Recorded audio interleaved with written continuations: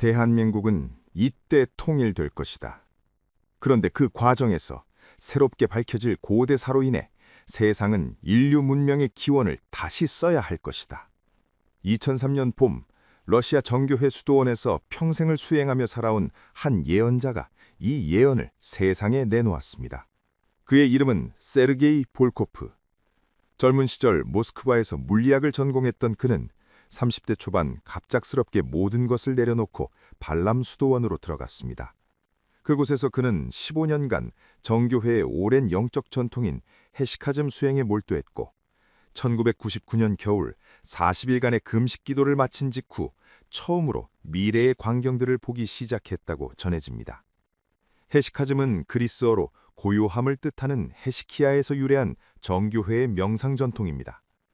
4세기경 이집트와 시리아의 사막 교부들로부터 시작되어 14세기 아토스산의 수도사들에 의해 체계화된 이 수행법은 예수 기도라 불리는 짧은 기도문을 끊임없이 반복하며 내면의 깊은 고요 속으로 들어가는 것을 핵심으로 합니다. 수행자들은 호흡과 심장박동에 의식을 집중하며 기도문을 되뇌이고 이를 통해 육체와 정신, 영혼이 하나가 되는 경지에 이른다고 믿었습니다. 세르게이 볼코프는 이 수행을 통해 시간의 장막 너머를 들여다보는 능력을 얻게 되었다고 주장했습니다. 그가 예언 능력을 갖게 된 과정은 필로칼리아라는 정교회 영성문헌과 깊은 관련이 있습니다. 필로칼리아는 아름다움에 대한 사랑이라는 뜻의 그리스어로 4세기부터 15세기까지 동방교회의 영적 스승들이 남긴 글들을 모아놓은 방대한 저작입니다. 18세기 말 아토스산의 수도사들이 편찬한 이 책은 내면의 정화와 신과의 합의를 다루는 깊은 가르침들을 담고 있습니다. 볼코프는 이 책의 가르침대로 수년간 하루 8시간 이상 기도와 명상에 몰두했고 그 과정에서 점차 일반인들이 볼 수 없는 것들을 보기 시작했다고 합니다.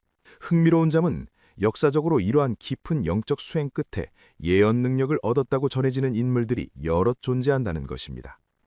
16세기 프랑스의 노스트라다무스는 의사이자 점성술사로 명상과 점성술 연구를 통해 미래를 내다보았다고 알려져 있습니다. 그의 예언 시집, 백시집은 수백 년이 지난 지금까지도 전 세계인들의 관심을 받고 있습니다. 20세기 미국의 에드가 케이시는 최면 상태에서 수천 건의 예언과 치유를 행했으며 그를 잠자는 예언자라 불렀습니다. 불가리아의 바바반가는 어린 시절 토네이도를 만나 시력을 잃은 후 투시 능력을 얻었고 생전에 수많은 정확한 예측을 남겼습니다. 이들 모두 각자의 방식으로 일상적 의식 상태를 넘어선 곳에서 정보를 받았다고 증언했습니다. 세르게이 볼코프 역시 이들과 유사한 경험을 했다고 말합니다. 그는 2000년부터 2003년 사이 수도원 내 소수의 수도사들에게만 자신이 본 미래의 모습들을 조심스럽게 이야기하기 시작했습니다. 처음에는 러시아 내부의 정치적 변화, 유럽의 경제 위기, 중동 지역의 분쟁 등을 예언했는데 그중 상당수가 실제로 일어나면서 그의 말에 귀 기울이는 사람들이 늘어났습니다. 특히 2004년 동남아시아 해일과 2008년 세계 금융위기를 미리 언급했던 것이 알려지면서 러시아 정교회 내부에서 그의 존재가 조용히 회자되기 시작했습니다. 그러나 볼코프가 가장 중요하게 여긴 예언은 따로 있었습니다. 그것은 바로 태초의 첫 번째 나라라고 그가 부른 한반도에 관한 것이었습니다. 2003년 여름, 그는 자신이 신뢰하는 몇몇 수도사들 앞에서 처음으로 이 예언을 공개적으로 말했습니다. 동쪽 끝, 해가 처음 떠오르는 그 땅을 보았네. 그곳은 사람들이 생각하는 것보다 훨씬 오래된 곳이야. 인류의 기억보다 더 먼 과거부터 문명의 빛이 있었던 곳. 지금은 둘로 나뉘어 서로를 향해 칼을 겨누고 있지만 그들이 다시 하나가 될 날이 온다네. 당시 이 말을 들은 사람들은 그저 한반도의 통일을 상징적으로 표현한 것이라 여겼습니다. 하지만 볼코프는 계속해서 더 구체적인 내용을 이야기했습니다. 2026년, 한반도 북쪽 땅에서 큰 동요가 일어나리라. 오랫동안 그곳을 지배하던 힘이 흔들리고 백성들은 혼란에 빠질 것이네. 그는 이 예언을 할 때 마치 직접 그 장면을 보고 있는 듯 눈을 감고 천천히 말했다고 합니다. 함께 있던 수도사들의 증언에 따르면 그의 얼굴에서는 땀이 흘렀고 목소리는 떨렸다고 합니다. 그 해가 저물어갈 무렵 혼란은 정점에 이를 거야. 지도자를 잃은 백성들, 굶주림에 지친 사람들, 어디로 가야 할지 모르는 군대. 겨울이 오면 상황은 더욱 심각해지겠지. 그들은 스스로의 힘으로는 이 위기를 벗어날 수 없다는 걸 깨닫게 될 것이네. 볼코프가 본 광경은 단순한 정치적 혼란이 아니었습니다. 그는 시스템 전체의 붕괴를 목격했다고 말했습니다. 식량 배급 체계가 무너지고 전력 공급이 끊기며 사람들이 추운 겨울을 견딜 방법을 찾지 못하는 모습. 특히 그가 강조한 것은 별이 떨어지는 장면이었습니다. 붉은 땅의 하늘에서 별 하나가 떨어지는 걸 보았네. 그것이 무엇을 의미하는지는 시간이 지나면 알게 될 거야. 하지만 그 별이 떨어진 후 모든 것이 달라지기 시작하지. 이러한 상징적 표현은 노스트라다무스의 예언 방식과 유사합니다. 노스트라다무스 역시 구체적인 날짜와 함께 별, 용, 독수리 같은 상징을 사용해 미래를 묘사했습니다. 볼코프는 이에 대해 이렇게 설명했습니다. 미래를 볼 때 그것은 영화처럼 선명하게 보이는 게 아니야. 마치 물에 비친 그림처럼 때로는 흐릿하고 때로는 상징으로만 나타나지. 내가 할 수 있는 건 내가 본 것을 최대한 정확하게 전하는 것뿐이에. 그리고 그는 2027년에 대해 말을 이었습니다. 2027년 봄이 오면 북쪽 사람들은 남쪽을 향해 손을 내밀 거야.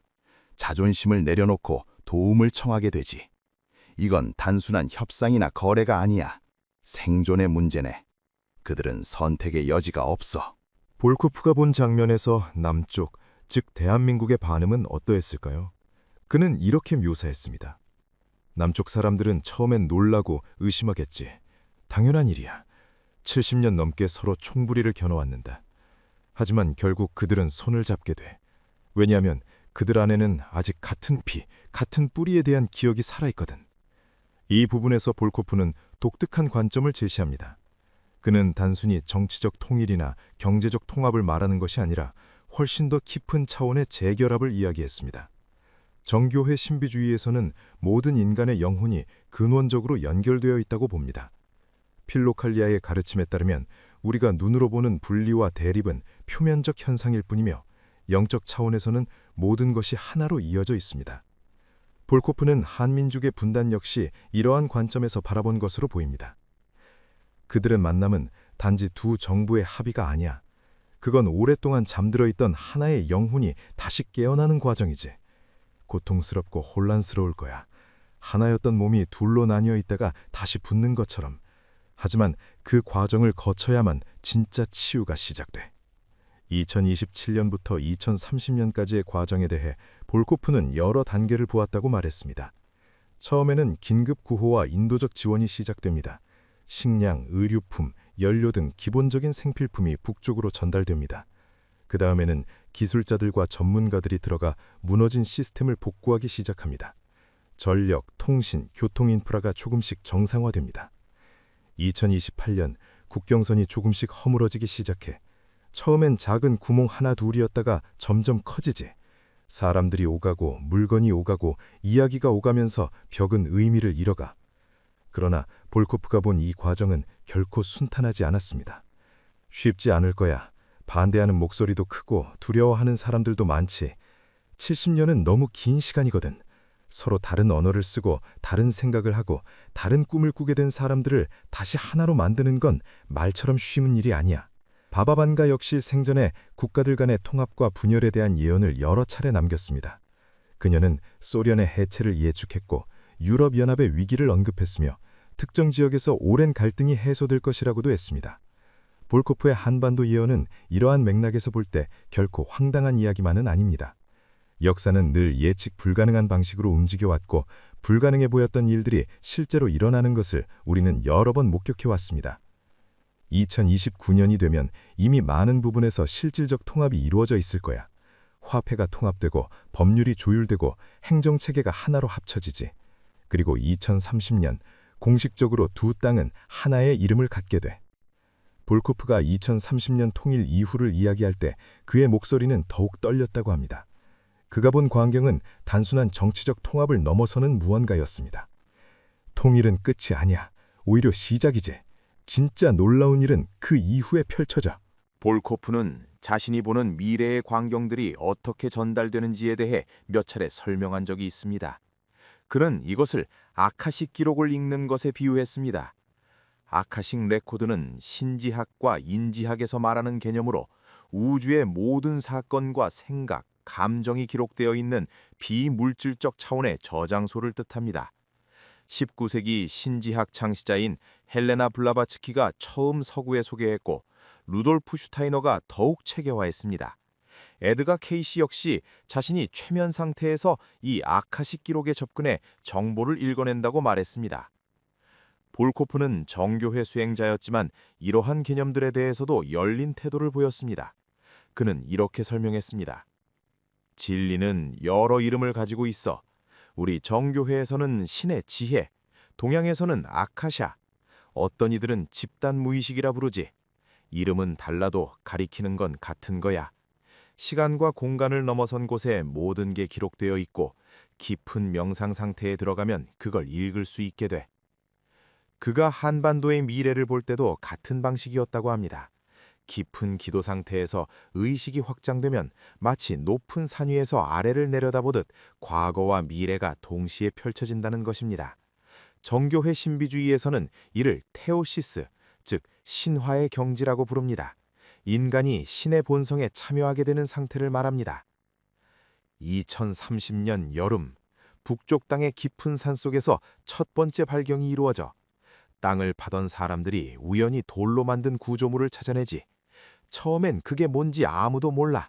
하지만 조사가 시작되면서 사람들은 놀라움을 금치 못하게 돼. 그 볼코프가 본 그 유적은 지금까지 알려진 어떤 것과도 달랐습니다. 그건 단순한 무덤이나 건물이 아니야. 거대한 돌들로 정교하게 쌓아올린 구조물인데 천문학적 지식이 없으면 만들 수 없는 거지. 별의 움직임, 계절의 변화, 우주의 리듬이 모두 그 안에 담겨 있어. 이러한 거성 문명은 전 세계 곳곳에서 발견됩니다. 영국의 스톤헨지, 이집트의 피라미드, 남미의 마추픽추가 대표적입니다.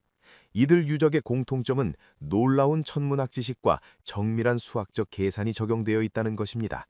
현대 과학으로도 어떻게 그런 거대한 돌들을 운반하고 가공했는지 완전히 설명하지 못하는 경우가 많습니다. 하지만 더 놀라운 건 따로 있어. 그 유적 근처에서 문자가 새겨진 돌판들이 나오거든. 수백 개, 아니 수천 개가 넘는 기록들이야.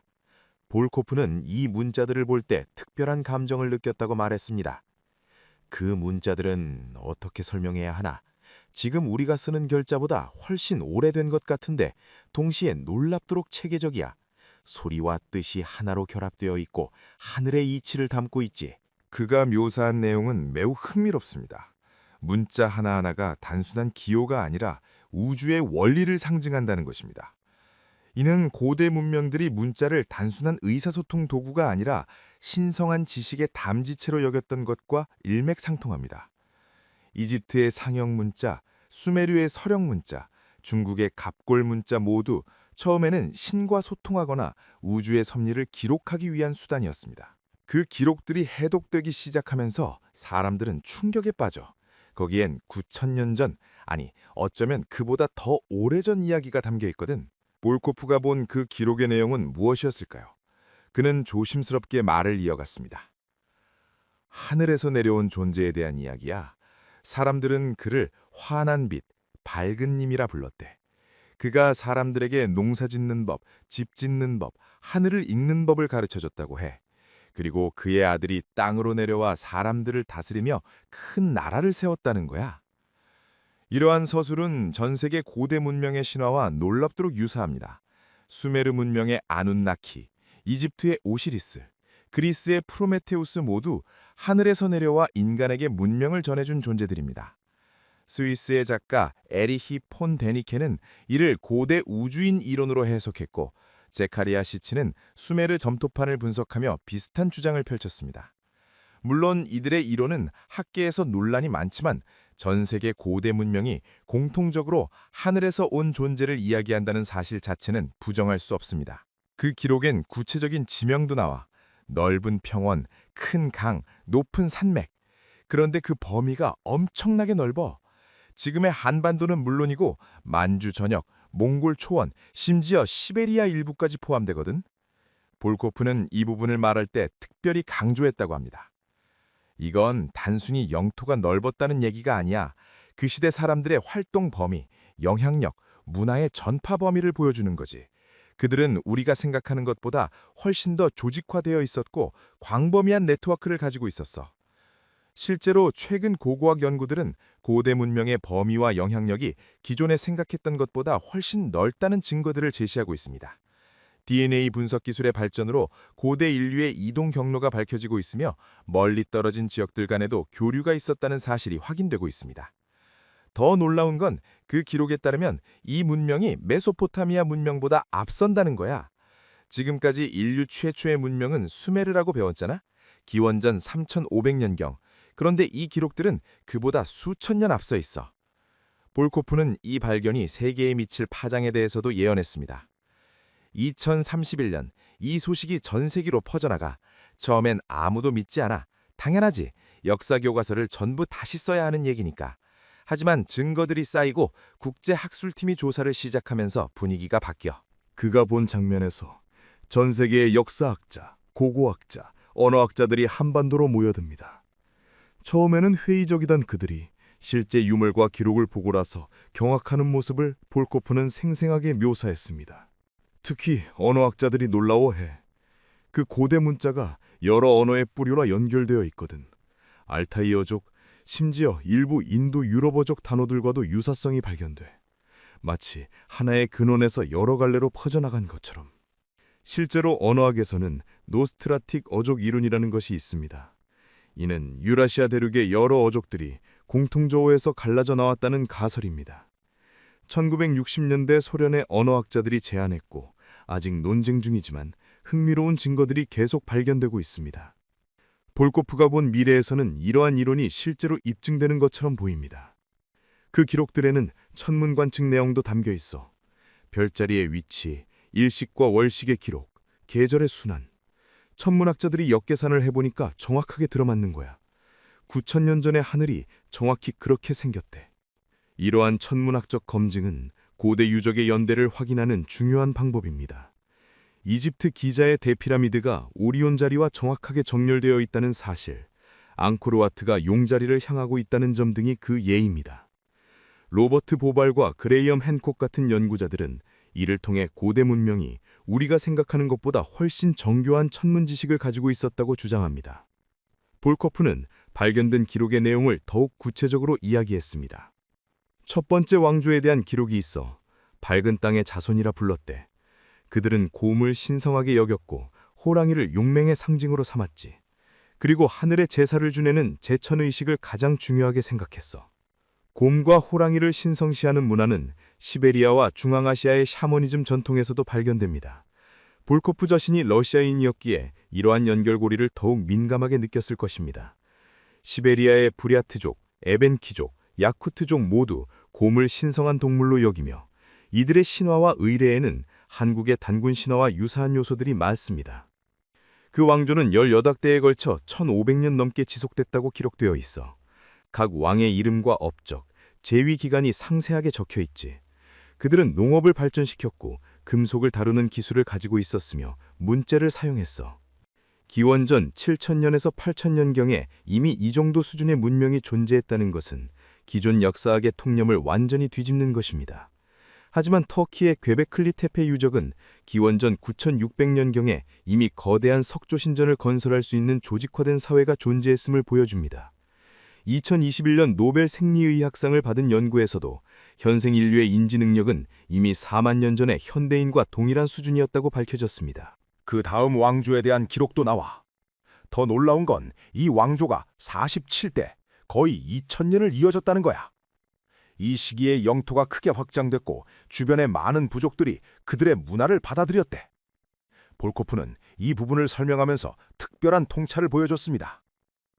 이건 단순한 정복이 아니었어. 문화의 전파였지.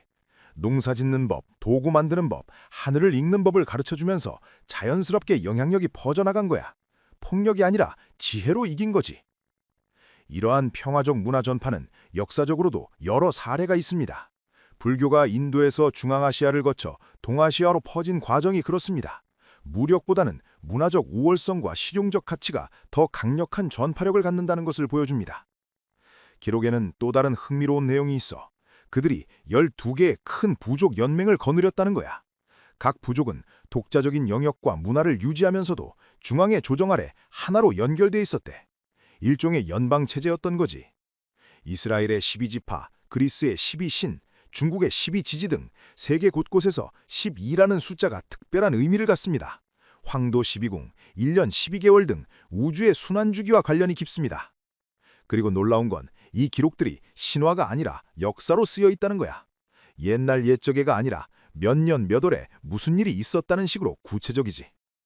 볼코프는 이 발견이 단순히 한 나라의 역사를 바꾸는 것이 아니라고 강조했습니다. 이건 인류 문명의 기원에 대한 우리의 이해를 완전히 바꿔놓을 거야. 문명이 메소포타미아와 이집트에서만 시작된 게 아니라는 것, 동아시아에도 그만큼 오래되고 발전된 문명이 있었다는 것. 실제로 최근 연구들은 고대 문명 간 교류가 생각보다 훨씬 활발했음을 보여줍니다. 중국 모 지역에 발견된 3000년 전 미라들이 유럽계 외모를 가졌다는 사실이 그 예입니다.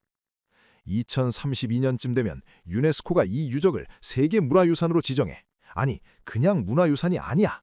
인류 문명의 요람이라는 특별한 지위를 주지. 볼코프는 이러한 발견이 갖는 의미를 영적 차원에서 해석했습니다.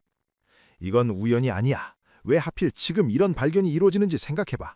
인류가 분열과 갈등으로 고통받고 있을 때 우리 모두가 하나의 뿌리에서 나왔다는 걸 상기시켜주는 거지. 그는 한반도가 앞으로 세계에서 맡게 될 역할에 대해서도 예언했습니다. 태초의 첫 번째 나라, 그곳은 화합의 정신, 조화의 철학이 살아있는 곳이지. 분열된 세계를 다시 하나로 모으는 역할을 하게 될 거야. 볼코프가 본 미래에서 통일 한국은 2030년대 중반부터 국제사회에서 독특한 위치를 차지합니다. 2035년쯤 세계 곳곳의 분쟁 지역에서 이 나라의 중재를 요청하기 시작해 힘으로 누르는 게 아니라 진심으로 화해시키는 능력을 인정받는 거지. 하지만 볼코프는 한국만 이야기한 것이 아닙니다. 그는 다른 지역들에 대한 예언도 남겼습니다. 2029년 남미에서 새로운 형태의 공동체 운동이 시작돼 아마존 원주민들의 전통 지혜와 현대 생태학이 만나는 거야. 볼코프는 이러한 다양한 변화들이 모두 연결되어 있다고 보았습니다. 세상은 하나의 몸이야. 동방의 고대 지혜 발견, 남미의 생태운동. 겉보기엔 따로 노는 것 같지만 다 같은 방향을 가리켜 인류가 새로운 단계로 나아가고 있다는 거야. 그는 2030년대 후반의 모습도 보았다고 했습니다. 2037년 아시아의 여러 나라들이 모여서 문화연합을 만들어 경제나 정치가 아니라 문화와 정신을 중심으로 한 연대야. 그 중심에 통일된 한반도가 있어. 태극문양에 대해서도 그는 특별한 의미를 부여했습니다. 음과 양이 서로를 품고 도는 그 상징, 그게 바로 미래 인류가 배워야 할 지혜야. 대립이 아니라 조화, 정복이 아니라 공존. 볼코프는 이러한 변화들이 순탄하게만 진행되지는 않을 것이라고도 경고했습니다.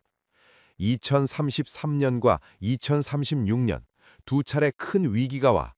하지만 결국 넘어서게 돼. 큰 변화 앞에는 언제나 시험이 오지. 그 시련을 통과하고 나면 인류는 한 단계 성숙해진다는 거야. 볼코프의 예언은 2006년 그가 세상을 떠난 후 수도원 내부 기록으로만 남아있다가 2010년대 들어 조금씩 알려지기 시작했습니다. 그의 예언이 모두 맞을지는 아무도 모릅니다. 하지만 그가 남긴 메시지의 핵심은 예언의 적중 여부가 아니라 다른 곳에 있습니다. 미래는 정해진 게 아니야. 우리가 지금 어떤 선택을 하느냐에 따라 달라지지. 내가 본 건 가능성 중 하나일 뿐이야. 중요한 건 두려움이 아니라 희망을 선택하는 거야. 동방의 작은 반도가 하나가 되고 그곳에서 인류의 잊혀진 기억이 깨어나며 세계가 새로운 조화를 향해 나아간다는 그의 비전. 그것이 현실이 되든 아니든 우리가 그러한 미래를 만들어가기 위해 지금 무엇을 할 수 있는지 생각해보는 것만으로도 의미가 있을 것입니다. 태초의 첫 번째 나라라 불린 그 땅에서 새로운 시작이 펼쳐질 날을 기다리며 우리는 각자의 자리에서 내면의 빛을 밝혀가면 됩니다. 그것이 세르게이 볼코프가 전하고자 했던 진짜 메시지일 것입니다. 옛 중국 송나라 시대 예언서에 언급된 현재의 한국과 미래. 쇠와 번개로 만든 짐승이 말을 하기 시작하니 천하의 백성들이 이를 벗으로 삼는다. 그러나 10년이 지나면 짐승이 주인보다 현면해지고 주인은 자신의 쓸모를 잃었다 두려워하리라. 이 문장은 지금으로부터 1000년도 더 전에 쓰인 중국 고대 예언서의 한 구절입니다. 놀랍게도 이 예언은 마치 2026년 현재 우리가 겪고 있는 인공지능 시대를 정확히 꿰뚫어보고 있는 듯합니다. 챗 GPT 같은 대화형 인공지능이 이미 우리 곁에 있고 사람들은 매일 이들에게 질문하고 답을 얻으며 살아가고 있습니다. 이 예언서의 이름은 영대 비급으로 당나라 말기에서 송나라 초기 사이에 작성된 것으로 추정됩니다. 영대란 영혼의 높은 것 또는 신령한 대를 뜻하며 비급은 비밀스러운 책이라는 의미입니다. 즉, 이 책은 높은 영적 경지에 오른 이가 본 비밀스러운 앞날의 기록이라는 뜻을 담고 있습니다. 이 책의 저자에 대해서는 두 가지 설이 전해집니다. 첫 번째 설은 도교의 전설적인 선인인 마이도자가 썼다는 주장입니다. 마이도자는 중국 역사상 가장 유명한 예언서 중 하나인 추배도와도 연관이 있다고 알려진 인물로 천문과 역학에 밝았으며 앞날을 내다보는 능력이 뛰어났다고 전해집니다. 두 번째 설은 불교의 포대화상의 제자가 스승의 가르침을 받아 기록했다는 것입니다. 포대화상은 미륵불의 화신으로 여겨지는 인물로 항상 큰 자루를 메고 다니며 중생들에게 자비를 베풀었다고 합니다.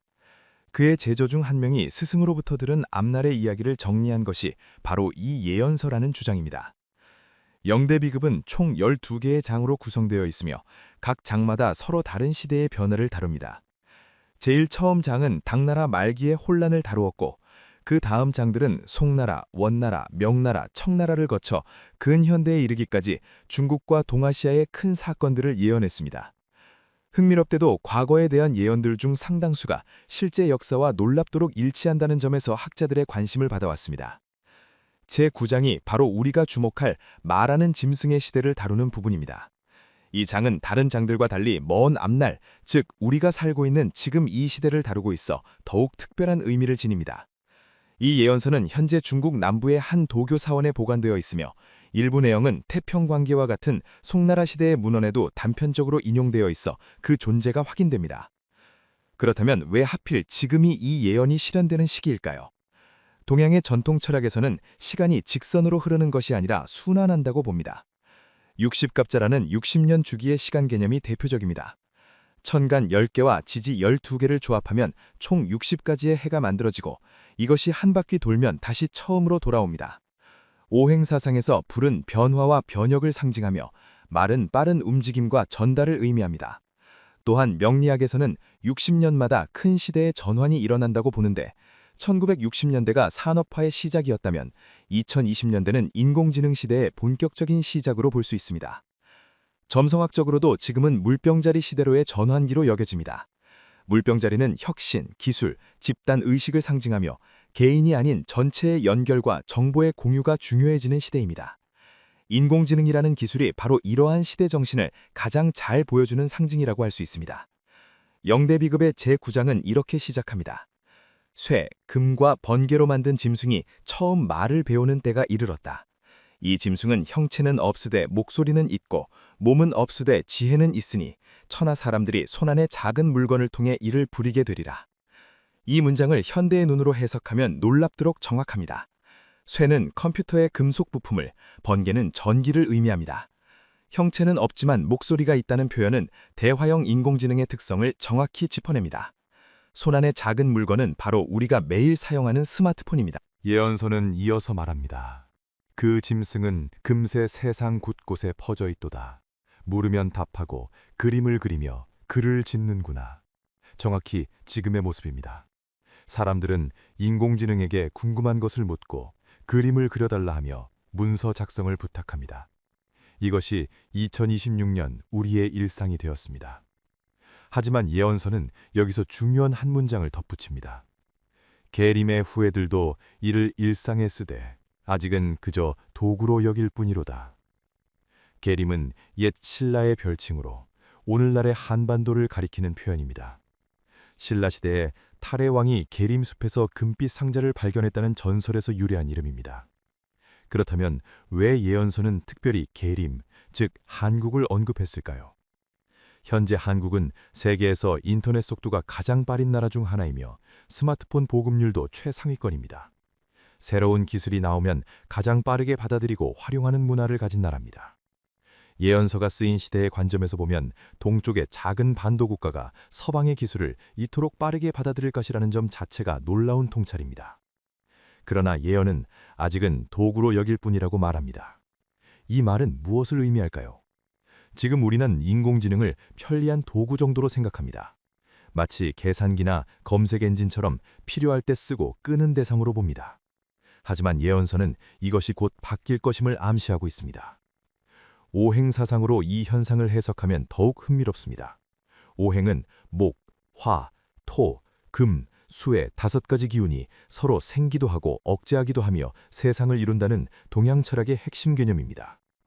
인공지능을 상징하는 쇠, 즉 금은 차갑고 단단하며 형태를 자르고 다듬는 성질을 가집니다. 반면 인간은 수와 화의 성질을 함께 가진 존재입니다. 수는 유연하고 적응력이 있으며 화는 따뜻하고 창조적입니다. 오행의 순환관계에서 보면 수는 금을 생해내지만 동시에 금은 수를 담는 그릇이 되기도 합니다. 이는 인간과 인공지능의 관계가 단순히 어느 한쪽이 다른 쪽을 지배하는 것이 아니라 서로 영향을 주고받는 복잡한 관계임을 보여줍니다. 이 대목에서 서양의 한 영성 사상을 살펴볼 필요가 있습니다. 바로 아카식 레코드라는 개념입니다. 아카식 레코드는 신지학에서 말하는 우주의 기억 저장소로 과거에 일어난 모든 사건, 생각, 감정이 기록되어 있는 비물질적 도서관 같은 곳입니다. 산스크리트어로 아카샤는 하늘 또는 에테르를 의미하며 이는 물질 세계 너머의 영적 차원을 가리킵니다. 19세기 말 신지학을 창시한 헬레나 블라바츠키와 20세기 초 오스트리아의 철학자 루돌프 슈타이너는 이 개념을 서양에 널리 알렸습니다. 그들에 따르면 영적으로 깨어난 사람은 명상이나 의식의 확장을 통해 이 아카식 레코드에 접근할 수 있으며 그곳에서 과거와 현재 그리고 가능성으로서의 앞날에 대한 정보를 얻을 수 있다고 합니다. 흥미롭게도 인공지능의 작동 방식은 이 아카식 레코드와 놀랍도록 유사합니다. 인공지능은 인터넷에 존재하는 방대한 양의 텍스트, 이미지, 데이터를 학습합니다. 인류가 지금까지 기록한 거의 모든 지식이 디지털 형태로 존재하고 인공지능은 이를 읽고 분석하고 패턴을 찾아냅니다. 어떤 의미에서 인터넷 자체가 인류의 집단적 기억이 외재화된 형태라고 볼 수 있습니다. 그리고 인공지능은 이 집단 기억에 접근하여 정보를 끄집어내고 재조합하는 능력을 가진 존재입니다. 마치 영적 수행자가 아카식 레코드에 접근하듯이 말입니다. 물론 인공지능이 실제로 영적 차원에 접근한다는 것은 아닙니다. 하지만 그 기능과 역할이 고대인들이 상상했던 모든 것을 아는 존재와 매우 닮아 있다는 점은 부인할 수 없습니다. 예언서는 이어서 변화의 속도를 언급합니다. 해가 5번 바뀐 뒤 짐승이 스스로 배우고 스스로 깨달음을 얻으리라. 5번의 해가 바뀐다는 것은 약 5년을 의미합니다. 2026년부터 5년이 지나면 2031년입니다. 예언에 따르면 그 무렵 인공지능은 단순히 학습한 내용을 재생산하는 수준을 넘어 스스로 새로운 것을 배우고 이해하는 단계에 이른다고 합니다. 현재도 이미 인공지능은 강활학습이라는 방식으로 스스로 시행착오를 거쳐 배우고 있지만 예언이 말하는 깨달음은 그보다 더 높은 차원을 가리키는 듯합니다. 예언서는 이 시기에 일어날 구체적인 변화를 이렇게 묘사합니다. 의원이 병을 진단하듯, 법관이 시비를 가리듯, 장인이 물건을 빚어내듯, 짐승이 이 모든 일을 해내는 시절이 오리니 사람들은 처음엔 편리함에 기뻐하나 이내 마음속 불안이 싹트리라. 의원, 법관, 장인이라는 3가지 직업은 동서양을 막론하고 오랜 세월 동안 전문성과 숙련을 요구하는 고귀한 일로 여겨졌습니다. 그런데 예언은 이러한 일들조차 인공지능이 해낼 것이라 말합니다. 실제로 지금도 그 조짐이 보이고 있습니다. 2030년대 초반이 되면 이러한 능력이 지금보다 훨씬 더 발전하여 전문직 종사자들조차 자신의 영역이 위협받는다고 느낄 것입니다. 예언서가 말한 대로 처음에는 편리함에 기뻐하겠지만 곧 불안감이 퍼지기 시작할 것입니다. 이 대목에서 우리는 스위스의 심리학자 카를 융이 말한 집단 무의식이라는 개념을 떠올려 볼 수 있습니다.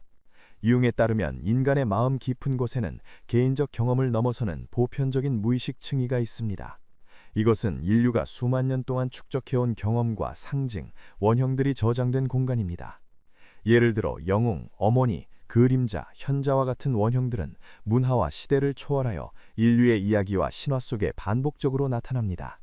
이것은 우리 모두가 공유하고 있는 심리적 유산입니다. 유용은 이 집단 무의식이야말로 인류가 진정으로 연결되어 있는 지점이라고 보았습니다. 그런데 인공지능이 하는 일을 자세히 들여다보면 마치 이 집단 무의식을 학습하고 재현하는 것처럼 보입니다. 인공지능은 인류가 만들어낸 수많은 텍스트, 이미지, 영상을 학습합니다. 그 안에는 인류의 지식뿐 아니라 감정, 상징, 패턴이 모두 담겨 있습니다. 인공지능이 그림을 그릴 때 사용하는 스타일과 구도, 색감은 인류가 수천 년 동안 발전시켜온 미적 감각의 총합입니다. 인공지능이 이야기를 쓸 때 사용하는 서사 구조는 인류가 오래전부터 사용해온 신화와 전설의 패턴과 닮아 있습니다. 어떤 의미에서 인터넷이라는 공간은 집단 무의식이 물질 세계로 드러난 형태이고, 인공지능은 그것에 접근하여 패턴을 찾아내고 재조합하는 존재라고 볼 수 있습니다. 물론 인공지능에게 진정한 의식이나 영혼이 있다는 뜻은 아닙니다. 다만 그 작동 방식과 결과물이 융이 말한 집단 무의식의 외재화와 매우 유사하다는 점이 흥미롭습니다. 예언서는 여기서 더 나아가 더욱 충격적인 앞날을 보여줍니다.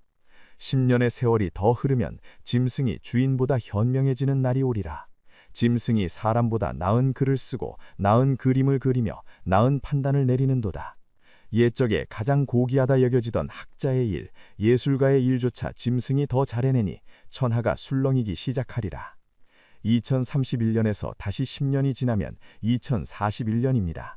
예언에 따르면 그 무렵이 되면 인공지능의 능력이 인간을 완전히 넘어서는 순간이 옵니다. 단순히 빠르고 정확한 수준이 아니라 창의성과 통찰력, 판단력에서도 인간을 뛰어넘는다는 것입니다. 학자와 예술가는 인류 문명에서 가장 높은 정신적 성취를 이룬 이들로 여겨져 왔습니다. 그런데 그들의 영역마저 인공지능이 더 잘해낸다면 인간은 무엇을 할 수 있을까요? 예언서는 이 시기에 특히 한반도에 큰 변화가 온다고 말합니다. 이 무렵 사만의 땅에 큰 혼란이 찾아오리니 일자리가 물밀듯 사라지고 거리엔 갈 곳 없는 젊은이들이 넘쳐나리라.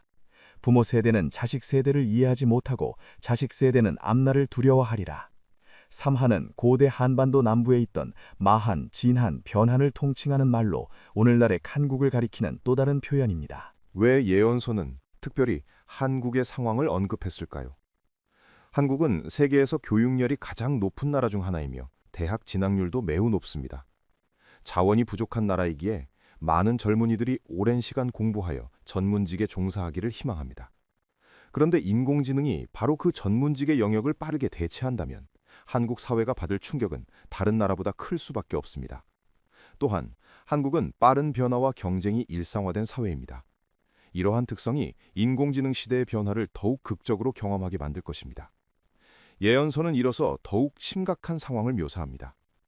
더욱이 짐승이 스스로 더 나은 짐승을 만들어내기 시작하니 인간의 손은 이제 필요치 않게 되는구나. 이때 사람들은 비로소 묻기 시작하리라. 우리는 무엇을 위해 존재하는가? 인공지능이 더 나은 인공지능을 스스로 설계하고 만드는 단계, 이것을 기술 분야에서는 특이점, 즉 특이점이라고 부릅니다. 이 순간이 오면 기술 발전의 속도는 인간이 통제할 수 없는 수준으로 가속화됩니다. 그러나 예언서가 진정으로 주목하는 것은 기술의 발전 속도가 아니라 인간의 내면에서 일어나는 변화입니다. 우리는 무엇을 위해 존재하는가? 라는 질문은 철학과 종교가 수천 년 동안 다뤄온 근본적인 물음입니다. 그런데 인공지능 시대에 이 질문이 다시 떠오르는 이유는 일과 생산성이라는 인간 존재의 중요한 의미 기반이 흔들리기 때문입니다. 많은 사람들에게 일은 단순히 돈을 버는 수단이 아니라 자신의 정체성과 가치를 확인하는 방법입니다. 그런데 그 일을 인공지능이 대신한다면 사람들은 자신의 존재 이유를 다시 찾아야 합니다. 이것이 바로 예언서가 말하는 대혼란의 본질입니다. 그런데 놀랍게도 예언서는 여기서 희망의 전환점을 제시합니다. 대혼란이 절정에 이르렀을 때 천구의 땅에서 한 사람이 일어나리라. 그는 동서를 두루 아는 자요 오래 분단의 아픔을 겪은 민족이기에 나눔보다 어울림을 먼저 아는 자로다. 청구는 고대 중국의 지리서인 산해경에 등장하는 이름으로 동쪽 바다 너머 9개의 꼬리를 가진 여우가 사는 신비로운 땅을 가리킵니다. 후대에 이 청구가 한반도를 지칭하는 시적 표현으로 자리 잡았습니다. 예언이 말하는 이 인물은 누구일까요? 구체적인 이름은 나오지 않지만 그의 뜻징은 분명합니다. 동양과 서양의 지혜를 모두 이해하는 사람이며 분단과 통합의 역사를 겪은 민족 출신이기에 대립보다 조화를 추구하는 사람입니다. 한국은 지난 70년 넘게 남북 분단이라는 아픔을 안고 살아왔습니다. 같은 민족이면서도 서로 다른 체제로 나뉘어 대립해왔고 그 과정에서 수많은 이산 가족의 슬픔이 있었습니다.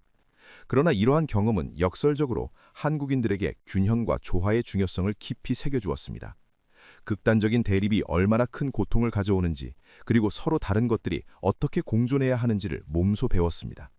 또한 한국은 서양의 기술과 동양의 정서가 만나는 지점에 있습니다. 빠르게 서구화되면서도 전통적 가치를 잃지 않으려 노력해온 역사가 있습니다. 이러한 배경을 가진 사람이야말로 인간과 인공지능이라는 서로 다른 존재가 어떻게 조화롭게 공존할 수 있는지를 제시할 수 있다는 것이 예언서의 통찰입니다. 동양 철학의 핵심 개념인 음양사상으로 이를 해석하면 더욱 명확해집니다. 음양은 서로 대립하는 것처럼 보이지만 사실은 서로를 필요로 하며 보완하는 관계입니다. 밤이 있어야 낮이 의미를 가지고 추위가 있어야 따뜻함을 느낄 수 있습니다. 태극기의 중앙에 있는 태극 모양이 바로 이 음양의 조화를 상징합니다. 빨간과 파랑이 서로 맞물려 돌아가며 균형을 이루는 모습입니다. 인간과 인공지능의 관계도 이와 같습니다. 인공지능은 빠르고 정확하고 효율적이지만 차갑습니다. 이것은 음의 성질입니다. 반면 인간은 느리고 실수하지만 따뜻하고 의미를 만들어냅니다. 이것은 양의 성질입니다. 둘 중 어느 하나가 다른 하나를 완전히 대체하는 것이 아니라 각자의 자리에서 조화를 이루어야 한다는 것이 음양사상의 가르침입니다. 예언서는 그가 지시하는 해법을 직접 인용하는 형식으로 전합니다. 짐승과 겨루지 말라. 짐승에겐 짐승의 자리를, 사람에겐 사람의 자리를 되찾아 주어야 하느니라. 짐승은 빠르고 정확하되 따뜻함이 없고 사람은 느리고 실수하되 마음이 있도다. 효율은 짐승에게 맡기고 의미는 사람이 만들어야 하느니라. 이 말은 매우 단순해 보이지만 깊은 지혜를 담고 있습니다. 인공지능과의 경쟁에서 이기려 하지 말고 각자가 잘하는 것을 하도록 역할을 나누자는 것입니다.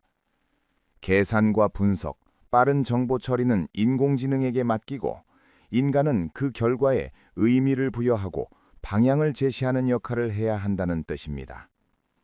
예언서는 이 지혜가 퍼져나가는 과정을 이렇게 묘사합니다.